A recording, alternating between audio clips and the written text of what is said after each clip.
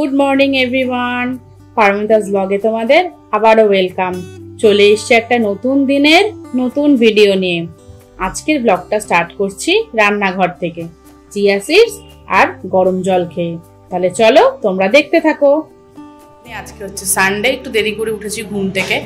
যা কাজ ছিল এখনো কিছুই হয়নি, যেহেতু উঠতে দেরি হয়ে গেছে। ব্রেকফাস্টও হয়ে গেছে, এখন কাঁচা ভিজিয়েছি, কয়েকটা কাছাকাছি করবো, ঘর ঝাড় দেবো, মুছবো।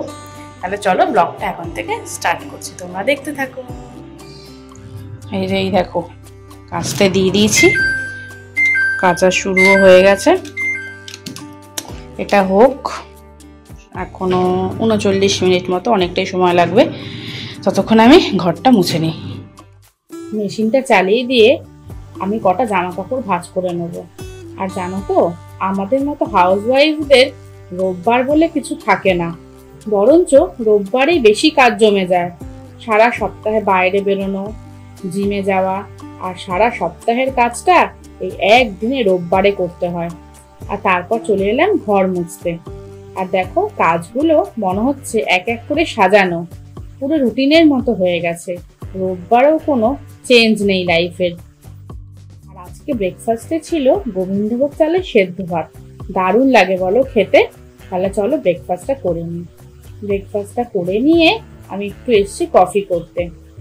একটু দেরি করেই খেয়েছিলাম কফিটা, 11:30 বেজে গেছিল কাজ করতে করতে।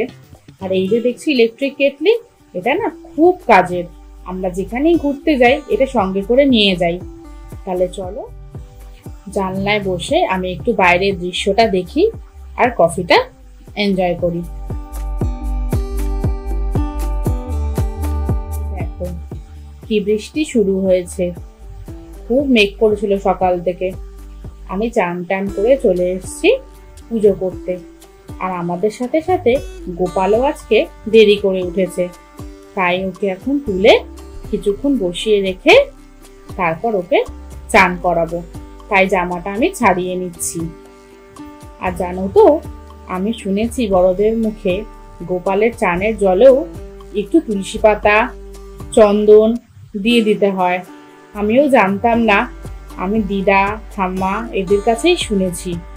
তাই চান করিয়ে গোপালকে এখন একটা পরিষ্কার জামা আমি পরিয়ে দিচ্ছি।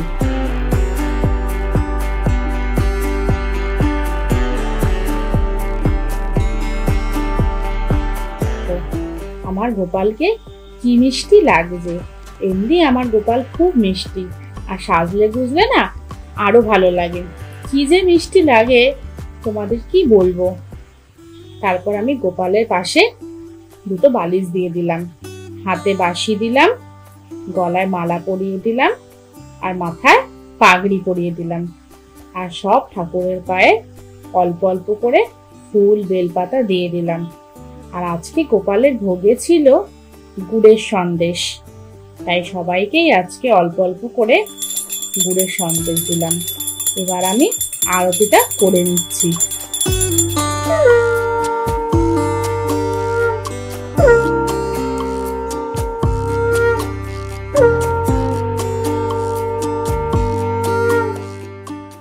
আমার চান টান করা হয়ে গেছে, পুজো করা হয়ে গেছে। এবার মেশিন থেকে জামা কাপড়গুলো বার করব, করে মেলে দেবো। চলো তাহলে মেশিন থেকে জামা কাপড়গুলো বার করে নিই।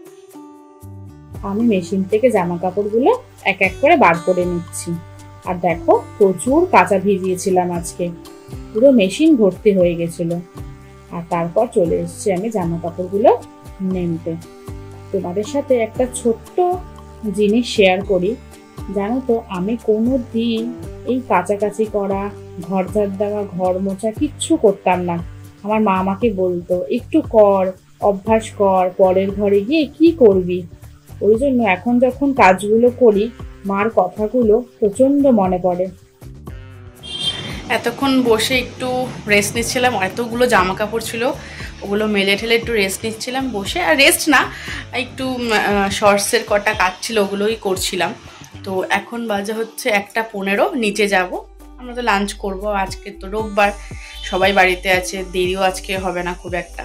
তাহলে চলো নিচে যাই, নিচে গিয়ে দেখি বাবা কি করছে, বাবা চানে গেছে কিনা। বাবাকে প্রত্যেক দিন বলে বলে চান করাতে হয়, মাও চিৎকার করে, আমিও চিৎকার করি। আজকে দেখি চান করতে গেছে কিনা। তো চলো নিচে যাই। আমি নিচে চলে এসেছি আর লাঞ্চ নিয়ে বসে পড়েছি। আর সানডে মানেই হচ্ছে চিকেন। তাহলে চলো ঝটপট চিকেন দিয়ে লাঞ্চটা সেরে ফেলি। এই দেখো বাবা চপ এনেছে, এখন বললো মুড়ি খাবে। তাহলে চলো চপটা দিয়ে মুড়ি দিই।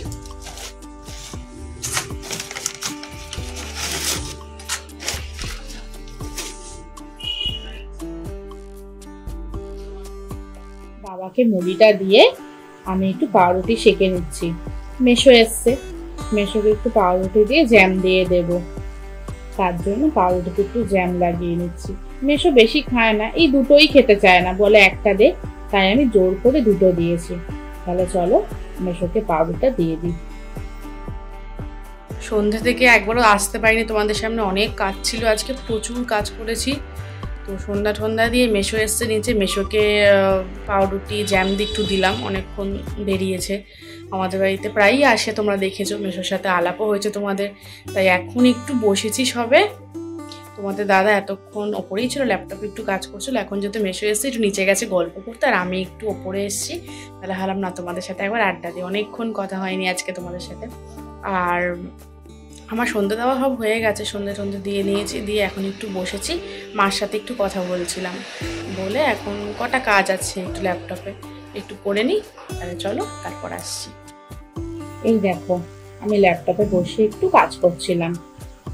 তাহলে চলো কাজটা শেষ করে নিয়ে তারপর আসছি।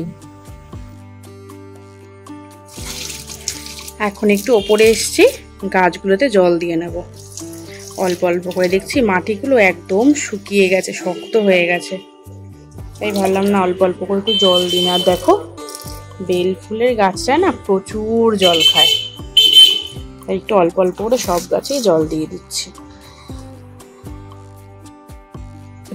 আর এই গাছটা দেখো, এই গাছটার নাম হচ্ছে অ্যাডিনাম। আর এটা না শুধু বাইরের দিকে বেরিয়ে যাচ্ছে, সূর্য যেদিকে সেই দিকে চলে যাচ্ছে। আর কথাতেই আছে, গাছ তো আলোর দিকে এগোয়। আর দেখো যত ঘুরিয়ে দিচ্ছি তত জানলার দিক দিয়ে বেরিয়ে সূর্যের দিকে চলে যাচ্ছে। আর এটা হচ্ছে নয়নতারা, আর তোমরা তো সবাই জানো।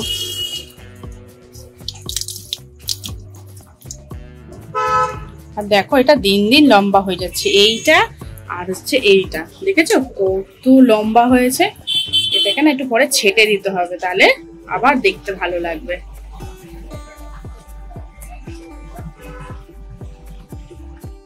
চলো আমি এক এক করে সব গাছগুলোতে জল দিয়ে নিই।